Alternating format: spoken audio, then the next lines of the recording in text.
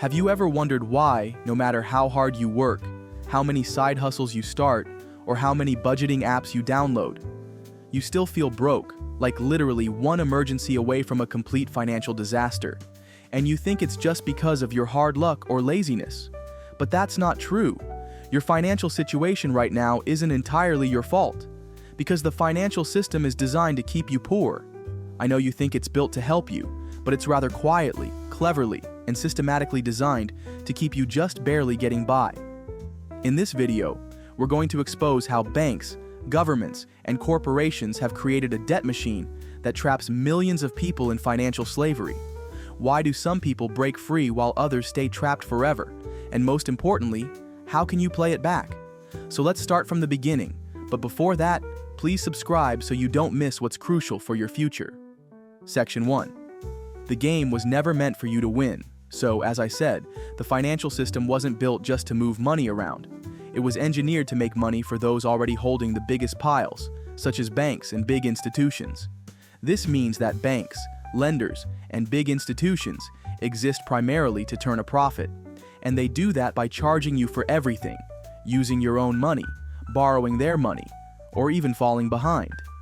Every convenience or tool, overdraft protection, credit cards, late fees, insurance add-ons, means another revenue stream for them. So, from the moment you start earning money, you're tossed into a game. And before you even start building wealth, a third of your income is already gone in paying interest to someone else. For example, the average American spends about 37% of their income on debt payments like credit cards, student loans, mortgages, and car loans, etc. Ironically, you never chose to play this game, but were forced to follow a pattern. And it didn't happen by accident. Laws and regulations are often written by people who used to work in banks, or by politicians funded by banks. When lobbyists push for rules, they fight to keep things in their favor: high interest caps, endless loan contracts, or tricky fine print. Even reforms often end up benefiting the same insiders. And let's be real, there's no rush to make things simpler or fairer, because confusion, complexity, and a never-ending maze of charges keep billions flowing into their pockets. The more complicated it is, the easier it is for you to slip into the trap. So this cycle isn't a fluke, it's maintenance.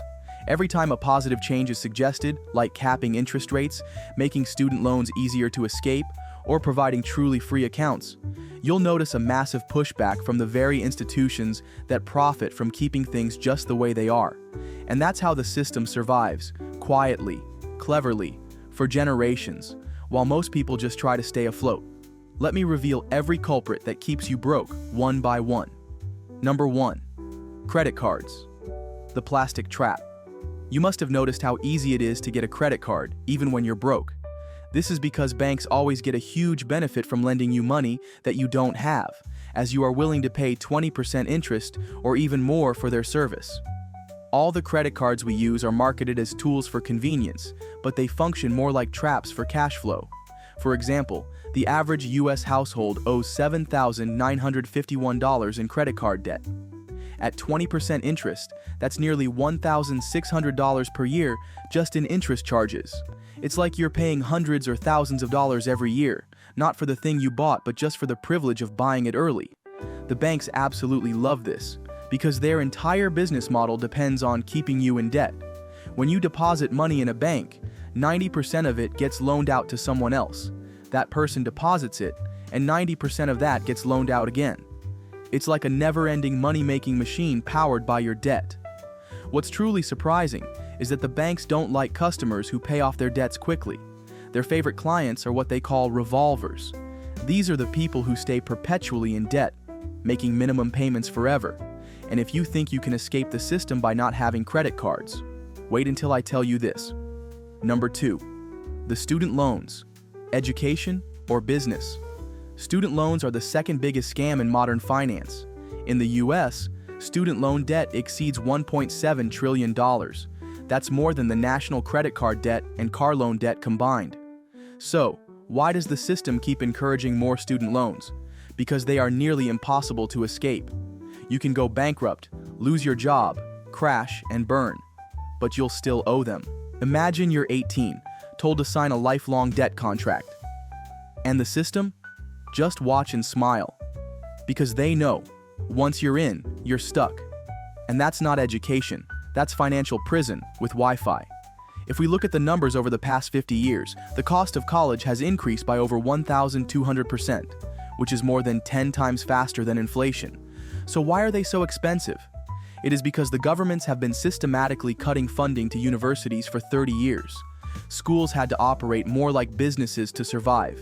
Yes, I'm talking about the same schools that give you zero financial literacy.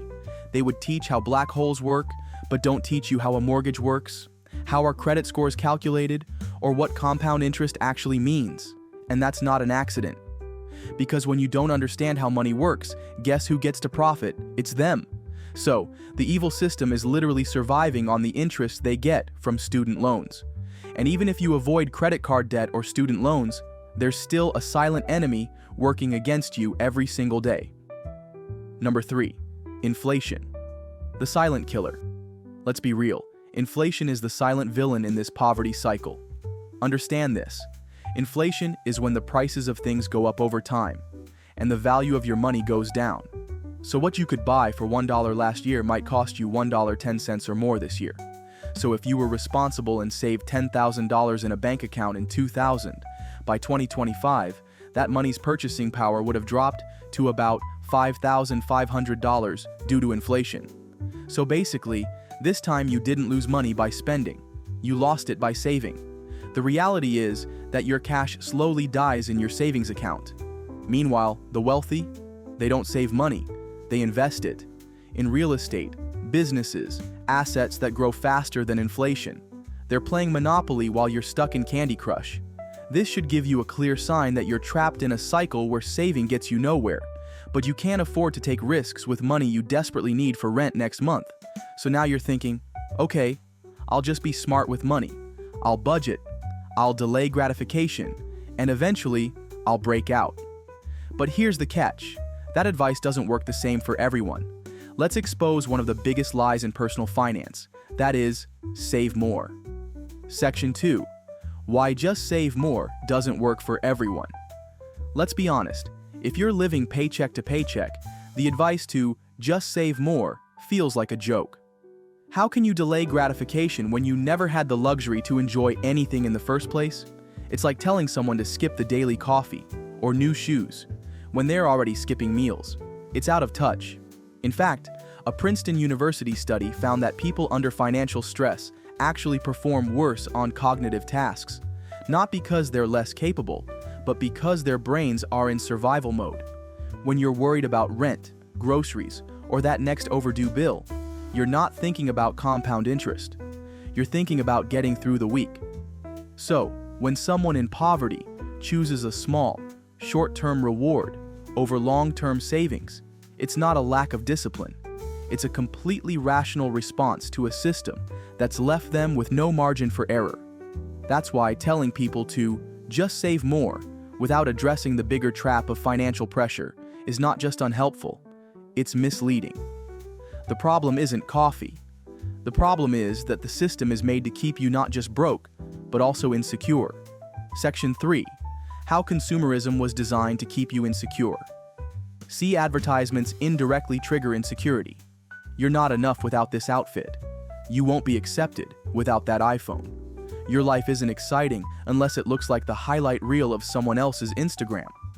According to the American Psychological Association, the average person is exposed to between 6,000 to 10,000 ads per day. All of them say you're missing out on something.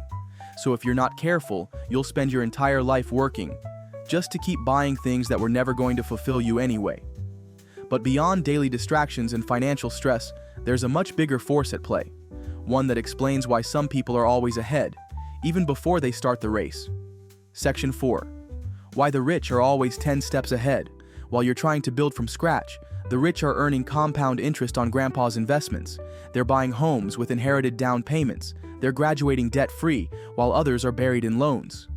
They're networking into jobs through family connections, while you're still trying to get your foot in the door. It's not just that they had a head start, it's that the system keeps refueling their engine while others are left pushing uphill. In the US, the average white family holds about 10 times the wealth of the average black family. That's not just because of choices, but because of systemic policies, redlining, predatory lending, and unequal access to opportunities. So when we talk about wealth gaps, we're not just talking about money. We're talking about how far ahead some people start and how much further others have to climb just to break that gap. But apart from all the reasons to blame the system for your poverty, let's look at what you can do to escape it. Section 5. How to smoothly ditch the rigged system. Okay, so this has been heavy. We've peeled back the curtain and exposed how the system quietly, methodically, and often unfairly keeps people trapped in a cycle of survival. But just because the game seems one-sided doesn't mean you can't still win. But for that, you need awareness, because that alone shifts the power in your favor. Because you're no longer blaming yourself for the things the system secretly made difficult, and you're operating inside a structure designed to benefit the top and squeeze the rest. And once you know that, you can start to move differently. The very first move is simple but profound, and this is to track your money. Not in your head, not once a month. Write down or use an app to see where every dollar goes. Because when money leaves your wallet invisibly, it becomes impossible to control, and the system counts on you not paying attention. In fact, a recent US bank study found that only 41% of Americans use a budget, even though those who do are far more likely to feel in control of their finances. Secondly, build an emergency fund, even if it's just $5 or $10 a week. It may sound small to you, but it builds the habit. And more importantly, it breaks the debt cycle. A Federal Reserve report showed that 40% of Americans couldn't cover a $400 emergency without borrowing or selling something. That's how easy it is to get thrown off track. An emergency fund doesn't just protect your money, instead, it protects your peace of mind. Third, automate your savings.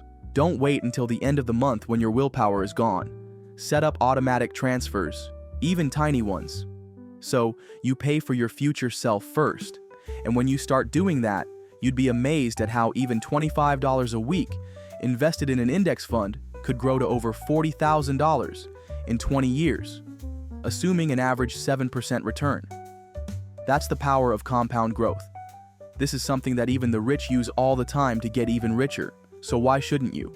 Also, kill the monster of high-interest debt and make it a mission to attack high-interest debt like it's a threat to your future, because that interest isn't just costing you money. It's stealing your time, your options, your peace of mind. Every dollar you send to a credit card company is a dollar you could have used to invest, to save, to breathe, and finally start investing in assets and not appearances. The system only wants you to look rich instead of being rich. Designer bags, luxury cars, the newest gadgets, they're distractions dressed as success, but real power comes from owning things that make money while you sleep. That could mean stocks, index funds, real estate, a small online business, or even just learning a new high-income skill like digital marketing, coding, or sales. The game doesn't seem fair, but it's playable. And every day when you make a different choice and save, invest, say no to lifestyle inflation, or learn something new, you're rewriting the rules for yourself. Thanks for watching.